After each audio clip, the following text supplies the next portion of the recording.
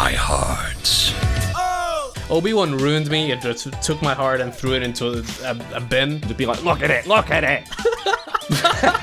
With like eye frost and eye frost. What is eye frost? I need. But like every shot, she's running like this, almost in slow motion. Oh, a child.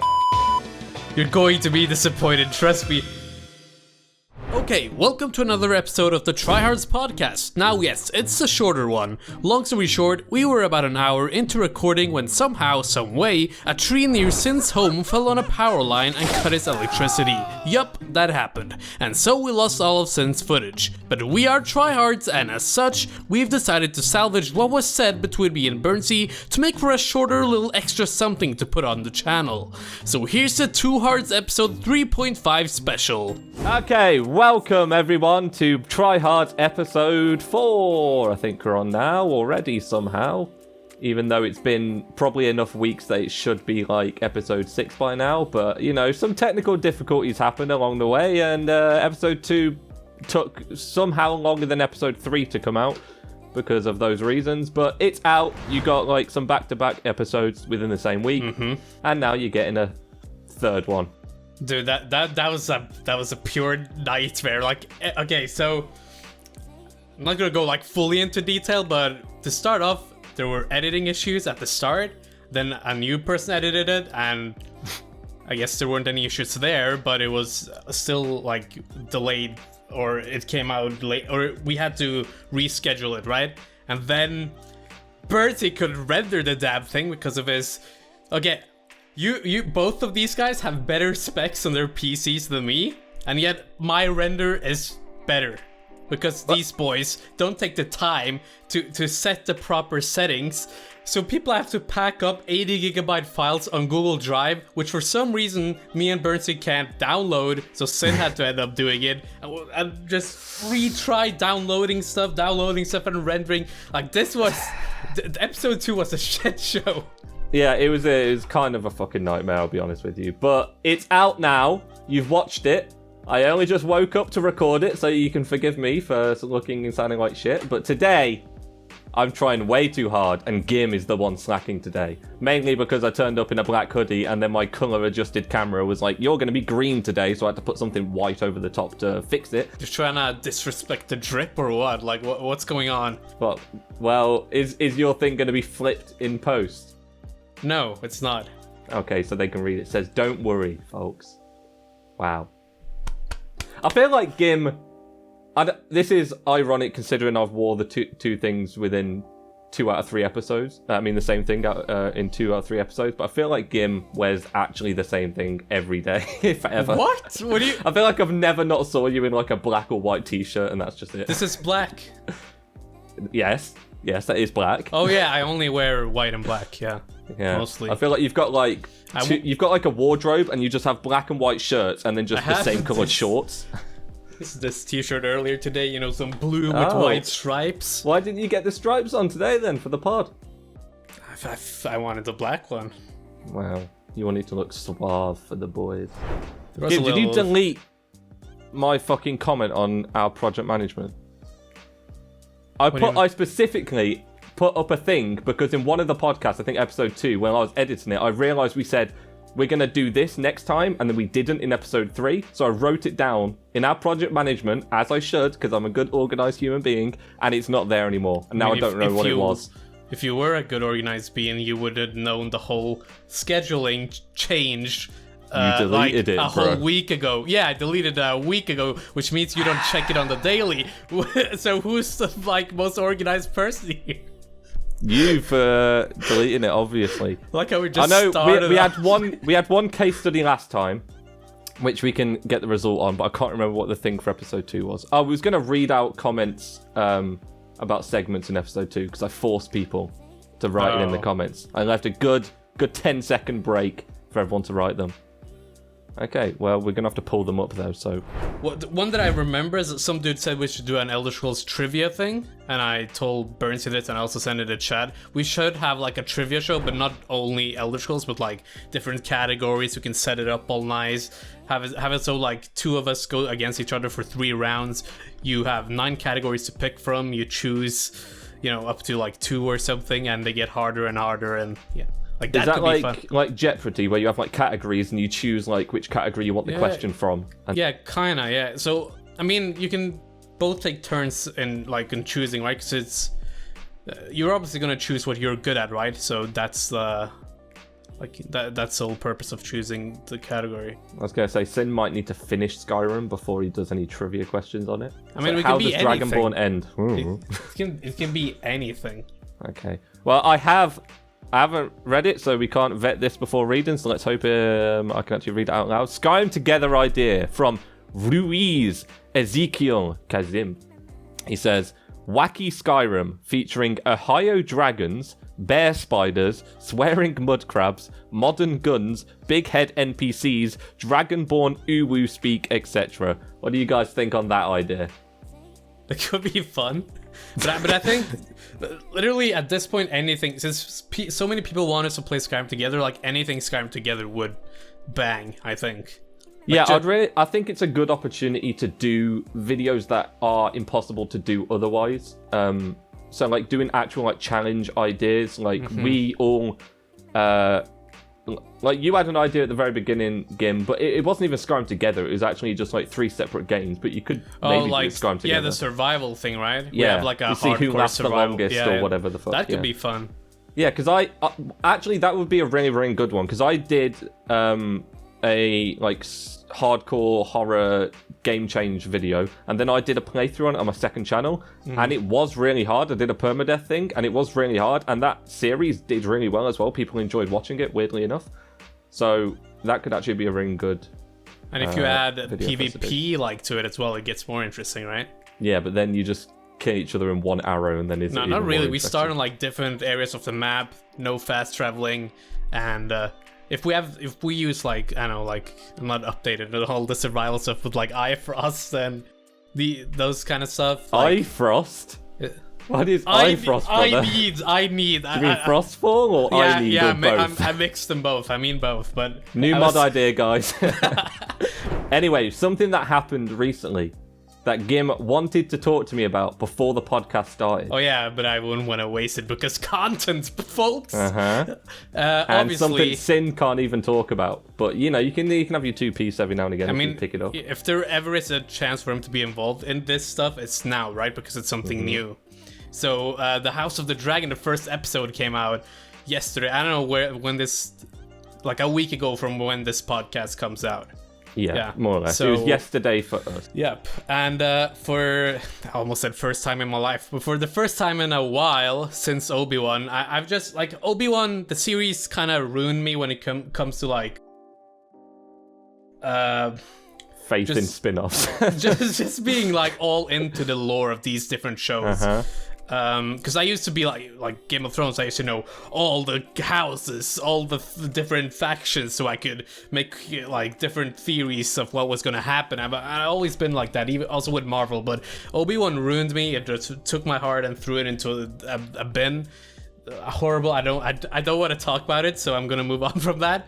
Okay. But so I went into this episode with no expectations at all, and ladies and gentlemen, it was a banger. It was a series. It's a certified thumbs up from the Trihards podcast, minus Sin, who's never watched it. Yeah, like, I'm trying to, like, spoil anything here, but even from the first shot, you know, when it kind of, like, when they fly on the dragon, that's not a spoiler. It's like the first minute. No, it's in the trailer. If it's in the trailer, it's not a spoiler as far as I got goosebumps, man. The music in that. Ramin Djawadi back. Yeah, he's back. Oh, I love that. And it just felt like prime. It felt like prime Game of Thrones storytelling with the budget of the later seasons is what it felt like. Like, nothing, they're not holding back anything, and I think also because I'm not watching it in a way where I'm like, where I have expectations. Like, in the last season of Game of Thrones, I remember like watching each episode being like critical and stuff, and rewatching it and being like, why did they do this? They only have this amount of time. But now I'm just like sitting there enjoying it, and it was a really good experience. In a way, it's better just because like people didn't like season 8 so much that this has a better start in a way. Like, there's lower expectations for it, which is, you could argue, is a bad thing, because like people are like, oh, I'm not as interested in Game of Thrones or anything like that. But the fact that that was the case made it like almost like season 1 of Game of Thrones again, where no one really cared and they had to prove themselves, and then they did. And well, it's only been 1 episode; it could go all downhill from it. You never know. But so far, yeah, so that good. It's a good foundation. It introduced characters really well, and a lot of them, and there's already tension between some of them, and it was just the actors as well. Even though I think the girl who plays what's her name, Rhaenyra Targaryen. Rhaenyra, yeah. I think another actor is gonna play her like later on, like an adult version. I think I read that. Are they doing a time jump? Are they? Yeah. Because they're trying to cover the whole like 30-year war or whatever it's called. I mean, it might be good, but it depends how long. Because like, it's a shame if that's going to be like season 2, because I like the actress so far, and I don't want to just like rush it and then be like, well, we're done with her now. But it could be good depending on who the actor is, I guess, for the next one. But it's a shame to like miss out on her because she seems pretty good so far. Also, I was pleasantly surprised by Matt Smith. Now, I know Matt Smith is a good actor, and I watched him in Doctor Who, and I like him in Doctor Who, but something about just, like, seeing him with the wig and things, it just made me, like, in the trailers, I was just like, this looks... Yeah, the trailers... I'll give him a chance, but it looks really weird. Yeah, I mean, seeing all the people in the trailers with the white hair without any, like, context, it seemed like, they're a bunch of, like, weird-looking Targaryens, but once you see them actually interact with each other, and it becomes more normal when you actually see them in the world with other white-haired people and everything. When you just see them, like, because Daenerys is only the one Targaryen apart from her brother, which, you know, spoilers. Yeah, that happened. So she's like the only one there for the entire show. So she stands out, obviously, because of the hair and all the and like the plaiding, whatever you call it when you tie the hair up. Braiding, sorry. Oh, braiding. Yeah, sorry. But when when you're seeing like a bunch of people like that, they all look like they're wearing cosplay, like they're just trying to dress like Daenerys or something. But then when they're actually in the show properly, in the context of the world, and like you see other people like that, and you know it's just a norm now, you adjust to it, and you're like, okay, it's not as weird now. Matt Smith still looks kind of weird, but maybe that's just because I watched him in Doctor Who with like his normal hair so much, and he has a London accent as well, which is clearly not trying to do that much different in the show. He sounded really good when he was speaking like Valyrian. Yeah. And then after, I mean, it doesn't sound bad. He sounds fine, but I can't help being a Brit being like, well, I mean, it sounds like he's from London. Speaking of Valyrian, it was cool to hear the difference between like those people at that time. They grew up with Valyrian, had that Valyrian accent, while Daenerys in the Game of Thrones series had like a British accent, while she was like Dracarys, you know, while this chick right now in the last one was Dracarys or something like that. To be fair, sounded a lot. Yeah, it sounded a lot cooler. But, and we're not going to go into any spoilers in this, so if you haven't watched it yet, don't worry, unless we've said something already that spoiled anything big for you. Really I would give it a good thumbs up because, as well, they don't seem like they're trying too hard. But there's something that I was sort of worried about, you know, because Game of Thrones built up its kind of like gore and violence and things, and there was a lot of violence and gore in this. Yeah, that one scene, bro. But it wasn't like they're like just doing it to make it violent. Yeah, it seemed like it worked in the context of like what they were showing, and they didn't like stay on the shots for too long and just be like, look at it. Like it was just kind of there and move on as if it was part of the story, which is good. I don't think they're trying to like I don't know if you haven't watched it, The Boys, have you, Gim? Not yet. I don't know. But one of the things that is really good about The Boys is that kind of like violence thing. Like they're not holding back; they will do things. But in some cases, in the later season, it feels like a little bit like they're trying to remind you that they are gory just by making it gory. Well, Jesus sin. We'll leave that in, by the way. People that don't, or they can see it, right? Yeah, they could see it. I was so damn. Sid is so bored of this talk.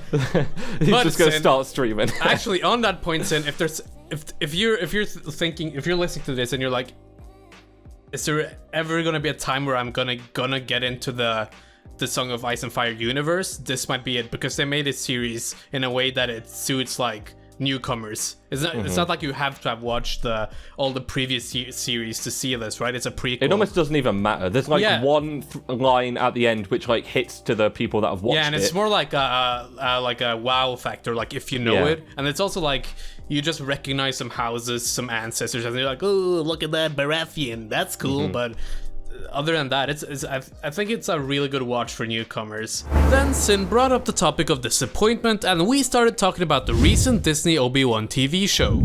You're going to be disappointed, trust me. I've never asked that question in my life without being disappointed, no matter what it is. Jim, you were hanging on as well. Every week, I would be like, oh, so what do you think about Obi-Wan? Or he would ask me or something, and I'll tell my opinion, which I don't care that much about Star Wars, so there's a lot of things where I'm like, well, this is kind of goofy, but it's okay overall, or this is better than last week, or whatever. Jim was like, no, I guess you're right, but it's still got hope, like, it's going to be good. Like, I was holding back. I was like focusing on the good things of the episode. I was like, yeah, maybe they could have, rushed this up a bit. Maybe they did need to include this, but they're gonna fix it in the next episode. Listen, they had some good scenes in the show, like the scene between spoilers, Anakin and Obi-Wan at the end was pretty good. Anyone could have literally give them some cash. And anyone can make that scene because it's already like it's pre-written. It's the dynamic between those two. It's pre-written, but everything it's all new, relying on like everything before and after, right? It doesn't have to have anything new in it. It's the Game of Thrones last season thing.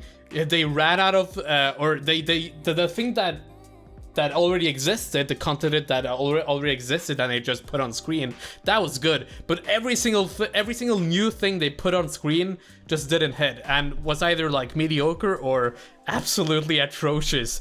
I said I don't want to talk about it because we're talking about it because the one. Off. Okay, this is something that you probably won't. If your main complaint was that, you probably won't care that much about this type of stuff. But something that really takes me out of watching anything, even if it's like in a game cutscene or anything, is like stupid things that obviously don't make sense that they just put in there because they need it to happen. Like when there's some scenes in the first episode of Obi-Wan, and I think the second, where they're chasing a child Leia, and I don't know who is writing this that thinks any grown person can't outrun a 10-year-old girl, but like every shot she's running like this, almost in slow motion, and then every like adult that's trying to chase her is like they can't fucking catch up with a 10-year-old girl who's like skipping through them. I'm like, this is... Dude, I was even, I don't know, I remember you being disappointed about that, and I even defended that. I was like, it's gonna be good, Mercy, just wait, and it never I was like, they're good. The red flags already. The first episode, that one scene was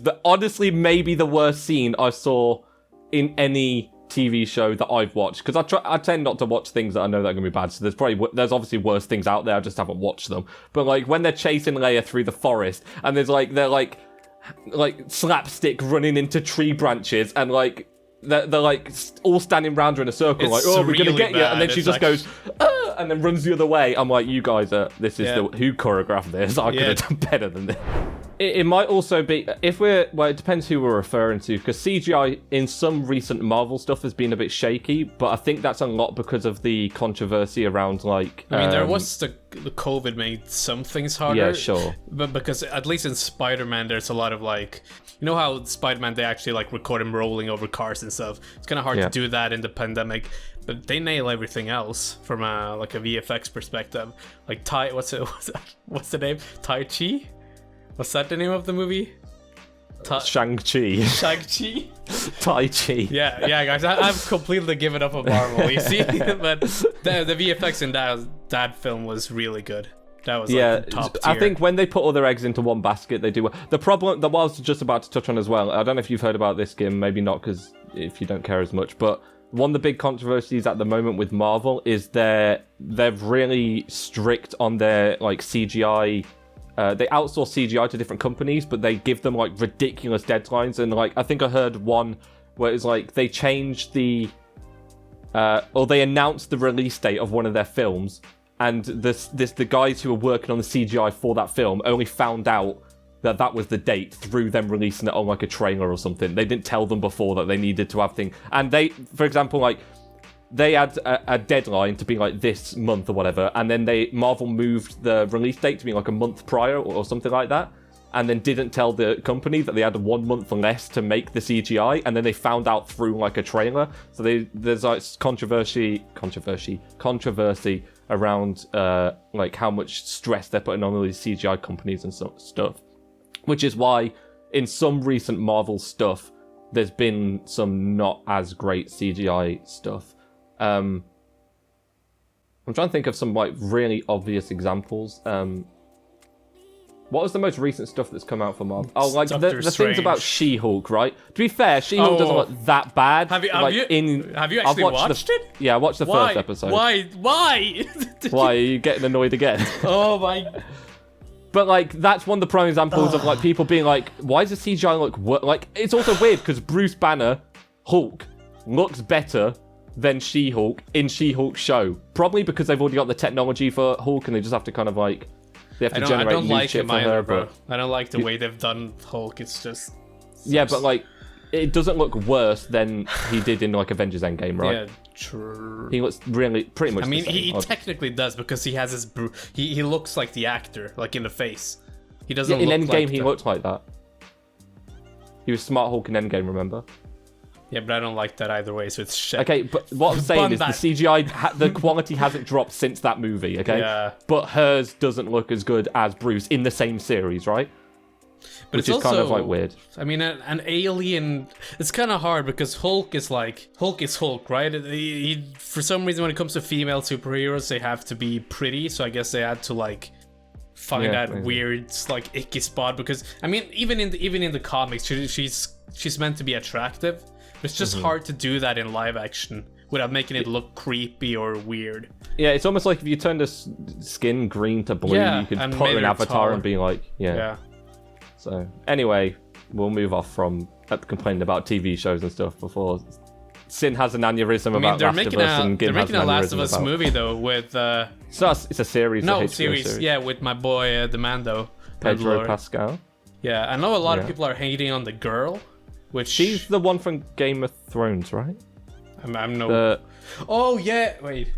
The what? Like the Mormon girl, Bear Island. Spoilers: Game of Thrones. The one who killed the giant. Yeah. Sir, I was about to say something. No, I shouldn't even. No, okay. Okay. No, yeah. It's her. Okay, now you've got to say whatever you're gonna say. No, I wasn't gonna say. What? No, I'm not gonna say. Okay, whatever. But yeah, they're making that. I've never played Last of Us, so I might watch it. We never know. I think I've been let down from The Walking Dead a bit on those type of shows because I think a similar thing happened to The Last of Us, to The Walking Dead. I think in the first series or first couple of series, they had one writer who like made the showrunner, and it was really good, and that made the first couple of series or first series really, really good. And then for whatever reason, who made Walking Dead? It was like CBS or whatever American company made The Walking Dead. No. AMC, probably. Something so like one that. Of them. We're not American, we don't know. Whoever they were basically kicked out the showrunner and said, we're going to get someone else. He hasn't experienced or anything. And then everything just kind of like slowly went downhill from there. And then by like the 12th season of The Walking Dead, it might be better now because I know they rebooted it in a way. And I stopped watching before that, so I don't know how good it is now. Is the main series finished or not? I know there's Fear the Walking Dead, which I watched the first season of, but... They did reboot the main series, did like a time jump, and then had like someone grow up. I don't want to give spoilers or whatever. They have someone grow up, and then they're like... Basically what you think is happening with House of the Dragon now. Yeah, the daughter. We won't say who or what happened, whatever. If you'd want to watch it, you can. I think the last thing I watched was when... spoilers? It's so long ago, bro. When they introduced Negan and he absolutely batters Glenn. That was a good run, though. That part got good again for that. Ended there. The thing is, after so many times, it's so hard to like be convinced that... Because in each season, there's like a new antagonist, right? A new danger. And it's like... There's this one, and now there's this guy again, which they've never met before for some reason, and he's got all these people, and, it's just, I don't know. My biggest problem with shows is if they don't have a end.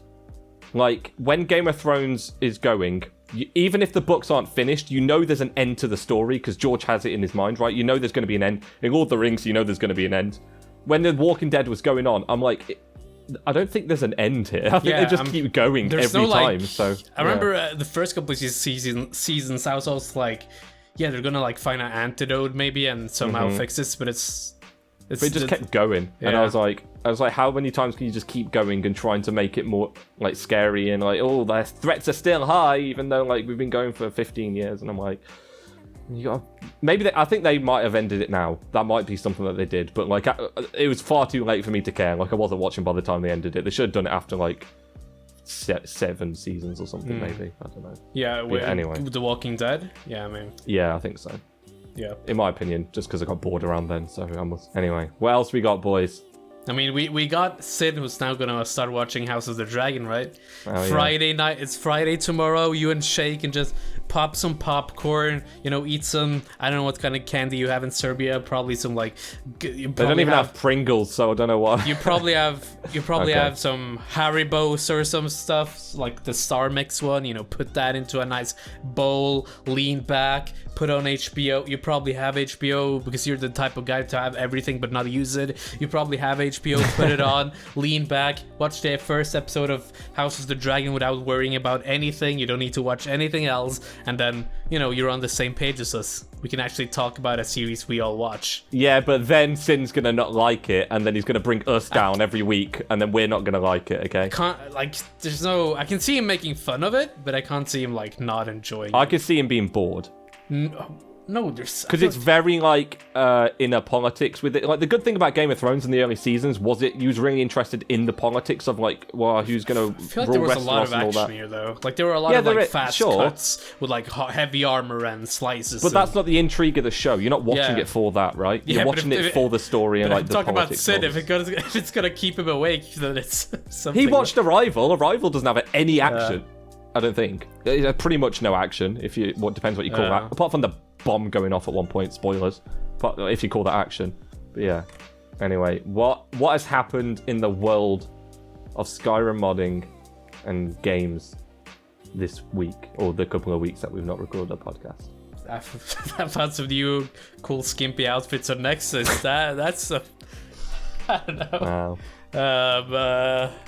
Was there like there was a new like animation? I mean, there's new like stuff going on in the animation scene all the time with the combat stuff. And I was gonna say, what area of modding would you like? So animation in recent years have got this big boon in, like, a lot of people got really into it, and now you're getting these like amazing tools for animation. Like, it's been expanded a lot, so there's a lot more opportunities. What area of the game would you like to see that happen to, if you could pick? What do you think's the most lacking that you would find the most interesting to improve? I'm still not getting enough of the immersive animation mods. Like, I talked about it the last time, what I liked about EVG, conditional idols, just that those things that make people like more lifelike and feel more alive. But there is a lot of those mods coming out, and there has been the last year. So for me, it's just like more of those. What else is there? Like textures. Do you know what I want? I want everyone in the modding community to rise up and fight against this problem that we've been having since Skyrim came out. What are you gonna... Bethesda water is just a plane, okay? You just, in the creation kit, you just put a plane down. They don't have proper, like, water stuff. It's just a plane, and anything underneath that is water, okay? Which makes boats never work. You can never make a boat because it just has to kind of, like, go across the water. People have made boats. They don't look good. They don't, like, float on the water. You can't, like, actually, like, move it like that. They're just terrible, okay? Any type of, like, boat mod out there, some of them are, like, okay and better than others, but they're nothing's, like, a proper good boat. I want us to figure out water and figure out boats, okay? So, I want real boats in Skyrim. So we have figured out water, okay, visually, but I think not what you're... mechanically. Yeah, mechanically, that's what you're looking for, like, the bob of the boats, which right? is, in my head, impossible just because the way it is in the game, and I don't know how they would do it, but I would have said a lot of things are impossible in regards to animation stuff, so I have no idea what I'm talking about. So there was one, someone like, get on it. There's one, like, pirate mod that came out a couple of months ago. I remember looking at videos of it on a mod page. It was like, you probably haven't played this, but have you played the third Sly Cooper game? No, that's so... like random out of my... So in that game, but actually the third game, there's like a pirate arc where you're in a ship, and it kind of like, once you like take control of the ship, it kind of like looks low rendered. It was kind of like that. It looked like far distant vanilla Skyrim LODs constantly, but you're like going along on a huge like vast sea. You know how in Black Flag you could like dock to places? I think the way that mod works is that you float around and then you see like a Windhelm and you like dock and transport into the game. I think that's like the most advanced. Yeah, but the issues with all these mods is they're just held back by just like the way Skyrim is built in terms of water, and even like Fallout 4 and every creation engine game is the same. Like they use pretty similar water.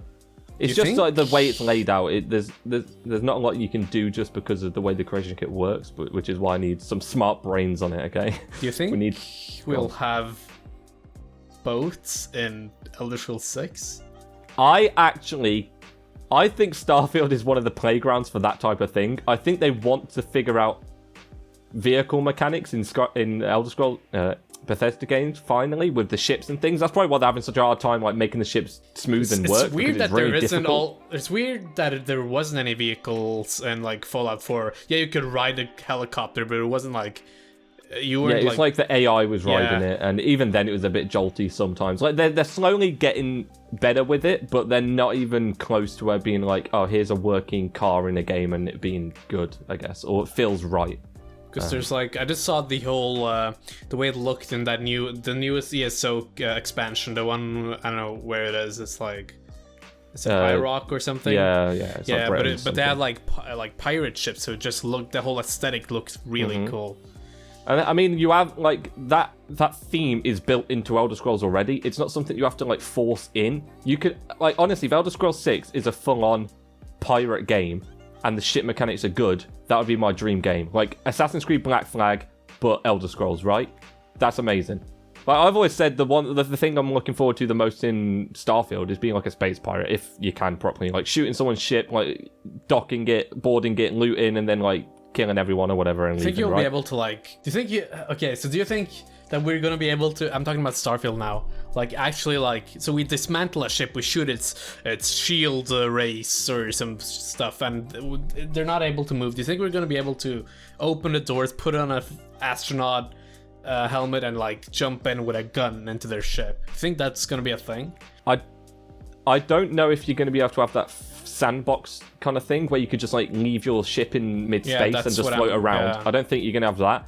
They've shown you can like hold B to board, so you can like go up to the ship that's maybe like destroyed, like in Black Flag basically, and then you like hold B to like dock up to it, and then you like connect your thing to it, and then it becomes like a world space. But there you also can do it in a sandbox type of way. You don't have to actually dock in Black Flag. You can actually jump into the water from a distance and go into the boat alone. Can you though? Is there actually like people in there that you can fight and take over? Or maybe I think that was the one with Cormac, the rogue one. Templar. Maybe. Or maybe I'm just skunked. Who knows?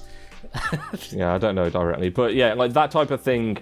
I don't know how they're going to do it in Starfield. From the gameplay showcase and things, it seems like it's just a whole beta board thing, and then it just connects it and then makes like a new cell, which like you go through your load screen in your ship to go to like, oh, this is the ship, and then it's a new cell which is the interior of their ship or whatever.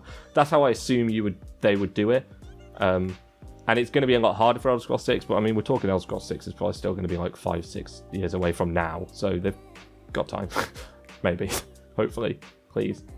Make good ship mechanics. It just seems so cool. Like, I feel like they need something special with each Elder Scrolls game. With Skyrim, it's like dragons and the kind of like two-handed, like the better mechanics, like combat-wise and things like that.